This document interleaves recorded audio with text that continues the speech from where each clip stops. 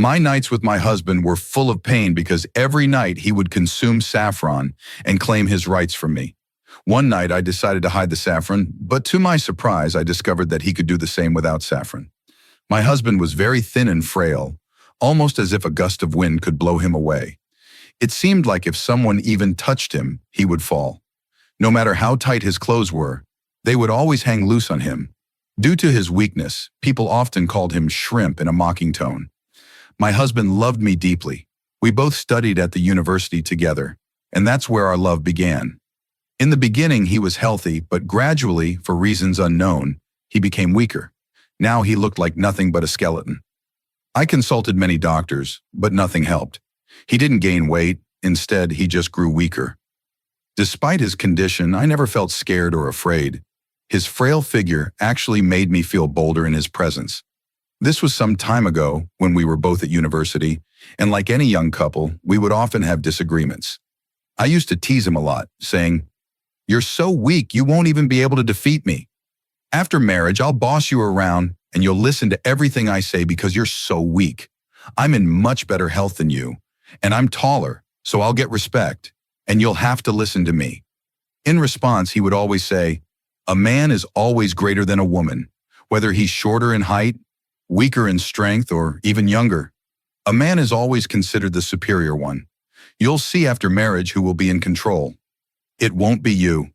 I would laugh at this, thinking he was just talking nonsense. I believed that since he was physically weak, he would also be weak inside. I thought he would still follow my lead after marriage, just like he did before. In my mind, I imagined that he wouldn't be able to dominate me like other men do with their wives. Instead, I would rule over him and he would obey me.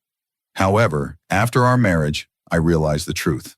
I learned what a man is truly like and why he is always considered superior to a woman. I discovered why his importance is so undeniable. After marriage, I found out that my husband was indeed a different person. The man who had once been loving and laughed at every little thing had now shown his true colors. Every night, he would come to me and behave as if I were his property. He became a rude and disrespectful person. I had misunderstood him.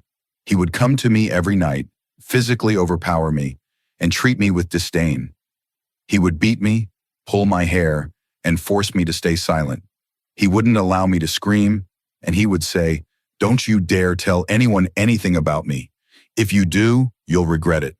I was terrified of him. On our first night of marriage, he said things to me that made me hate myself. He doubted me constantly and accused me of loving other men in the same way I loved him. He thought that I was secretly meeting other people behind his back. I now fully understood what kind of person he was, but I felt trapped. I couldn't change anything anymore. This was the result of my own choices. Despite all the warnings from others, I had chosen to marry him thinking he was the love of my life. Now I was beginning to regret it. My father was also not an affluent man. He struggled to give me a proper education and provided me with a decent dowry when I got married. However, my husband didn't receive anything according to his wishes. There was no car, no lavish gifts. That's when he changed, becoming like a chameleon, adapting to the situation, treating me like his property. His abusive behavior became a habit, and tolerating it in silence became mine. I was one of those daughters whose parents send them off with these words, "No matter what happens, this is your home now, and your husband is your companion.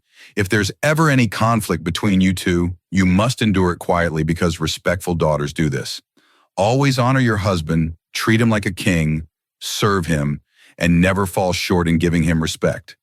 At the time of departure, this was the kind of guidance our parents gave us, and we as daughters always obeyed our parents' words.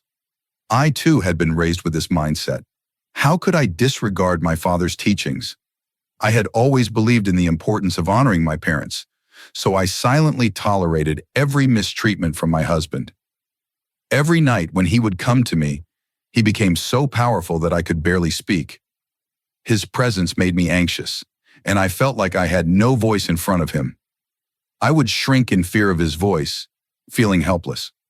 On our first night, he made a cruel comment about my dowry being insufficient and even told me, "Go to your father tomorrow and ask him to buy me a car."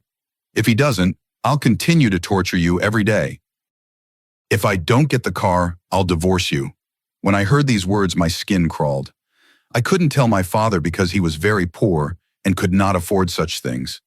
I knew he would do anything for me, but the wedding expenses had already burdened him with debt. I couldn't add more pressure on him, so I kept quiet and endured his cruelty in silence. Every day, I prayed that he wouldn't cause any more trouble and let me live peacefully. But every day he grew stronger. He would beat me, claim his rights, and ask me daily why my father hadn't fulfilled his demands. I would remain silent, overwhelmed by helplessness, bearing all his torment. I would often think, why does he remain bedridden all day like a sick man, and yet at night he becomes so strong that I can barely move in front of him? He appears so weak and frail during the day, but where does he get the strength from at night? His behavior had me mentally confused. It was as if I couldn't comprehend what was happening. Before marriage, he had seemed like a loving person, but now he had turned into a monster.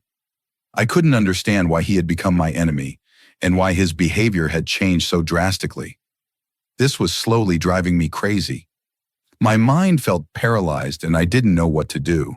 His mistreatment was escalating, and I didn't want to burden my father any more than he already was. But I also couldn't bear the torment anymore. I began to question his strength. How could he be so sick during the day, but at night become so fearless and powerful? This was a puzzle I had to solve. So I started keeping a close watch on him. I followed him around, trying to figure out his secret. I began paying more attention to him, staying close to him all the time, helping him with everything, so he wouldn't suspect that I was investigating him. This went on for almost a week. One day I overheard him talking on the phone. He was speaking to someone saying, "Yes, I did what you told me to do. Now I do this every day. Because of this, I've gained so much strength. My wife is scared of me. She submits to me, and I'm demanding a car from her father.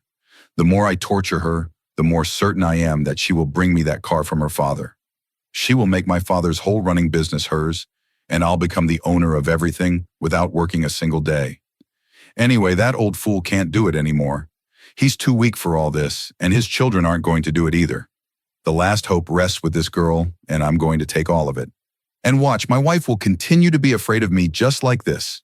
Yes, my brother, thank you so much. As always, I've kept saffron mixed in my milk. I'll drink it soon. Since I've started drinking this, I feel so much stronger. It's like I've gained life in my body. My personality becomes so commanding that when I look at her, she becomes terrified of me. Do you remember what she used to say in university?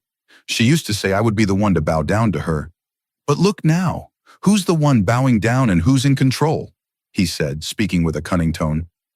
I had heard everything, and I finally understood what the source of his strength was. I had heard about saffron and its benefits, but seeing its effects firsthand was a shock. What surprised me the most was how quickly these benefits took effect. I had made up my mind. I would hide the saffron milk and replace it with regular milk, giving him the milk with no saffron. I wanted him to return to his true frail self. I knew that the strength he gained from saffron was what gave him the power to dominate me. And I wanted that power to be gone so I could finally end his cruelty toward me. I couldn't tolerate it anymore. And I didn't want to burden my father either. I had already been caught between two boats. What kind of fate do daughters like me have? We end up suffering, whether it's from the decisions we make with our partners or the choices our parents make for us. Either way, we carry the burden. Daughters are simply meant to bear everything in silence, to bow their heads everywhere, and to mold themselves to fit into their new lives. We hide all our worries and struggles from our parents, never letting them know how much we suffer. I was one of those daughters. Now it was time for me to act. If I told my father, he would give everything he had to my husband. But I didn't want that. I wanted my husband to work for himself. If he got my father's business, he would just sit back and destroy it. And once that business was gone, what would he do? How would he take care of the children, pay their school fees, and manage everything else? The thought of my father still being alive made it harder for me to demand anything from him or cause him more pain. He had done everything for me throughout his life, and I didn't want to burden him further. Now that I was married and had my own home, I had to be independent and not trouble him every month with my own issues. So I hid the saffron milk and gave him regular milk instead. I felt relieved, thinking that now he wouldn't have that power anymore. But all my plans fell apart when I saw that he was exactly the same as before. He still had that same intimidating power, and I was still terrified of him. I didn't understand what was happening. Then he said to me, "If you don't talk to your father tomorrow, I will leave you at his house forever, and I will divorce you." Hearing this made my legs tremble, and I panicked even more. I started wondering if everything I had heard was a lie or if everything I was seeing was real. The overwhelming combination of fear, confusion, and frustration was completely throwing off my balance. The next day, I had decided to talk to my father and thought that I would ask him for a divorce and live with him, managing his business. With this thought, I decided to go to my father's house the next day. However, for some reason, I was unable to leave and I stayed home instead. That day, I once again had to hide his saffron milk. I noticed something strange that day. He seemed to be showing weakness, and now he appeared just as weak inside as he did on the outside. But this wasn't the case at all. The power that the saffron and milk had provided him quickly was now gradually leaving his body. Perhaps the strength would never fully depart because these were natural, pure substances. They provide lasting benefits that don't easily fade. That night, he gave me another warning. He said that today I stayed home because of his mother, but tomorrow I must go and convince my father to fulfill all his demands, things I could never do. I had already seen his true nature, and living with someone like him was not something I could handle. I knew what he was thinking, and I didn't want him to succeed in his intentions. So the next day, I took all the jewelry my father had given me and went to my father's house where I told him everything about the situation. I made it clear to my father that living with such a person was no longer possible. My father still hoped to fix things and wanted me to build a home with him, but I stayed silent. I didn't want to go back to him. I had seen love in many forms, and I was aware of the many facets of love, but the love my father had always shown me was far greater than anything else. No man could love me the way my father had. I always regretted my foolishness and cried, but I thank God that he had shown me the truth before it was too late. Otherwise, my entire life might have been spent in suffering. My father had tried everything to ensure I had a good life, but I didn't want to accept it. My husband had even come multiple times, but now he seemed worse than before. When I faced him, I didn't even recognize how I had become mentally ill from living with him. It had gradually deteriorated my mind. The real reason for his behavior was greed, which had caused him to try and distress my father. But I didn't want to burden my father any further. Now I understood that outward appearances never reveal the true nature of a person. We believe what we see, but the reality is often different. Many daughters like me are bound to men who treat them cruelly, just like those who exploit and torment them. They force their daughters to beg for their parents' help, making them worry. These people are not worthy of being called humans. I don't know what parents think when they marry off their daughters, believing that they will be happy and treated like princesses. But they forget that only parents can truly make their daughters feel like princesses, while the world just tries to drown them. Daughters are born with sorrow in their fate. Parents risk everything for their daughters, but they cannot change their fate. Some fates, like mine, are dark. We cry over the decisions of love and the decisions of our parents. That day, he looked so frail. Seeing him, my father became worried and immediately went to the market to buy various kinds of fruits for him. Perhaps my father still wanted to send me back with him. I saw my father caring for him like his own son, unaware that this man had been cruel to his daughter. He apologized to me and said that he would never treat me that way again. He admitted that he had understood everything now and that his love for me was real. And wealth wasn't everything. There was also love in this world. He even apologized to my father for his previous behavior. But I had doubts about him.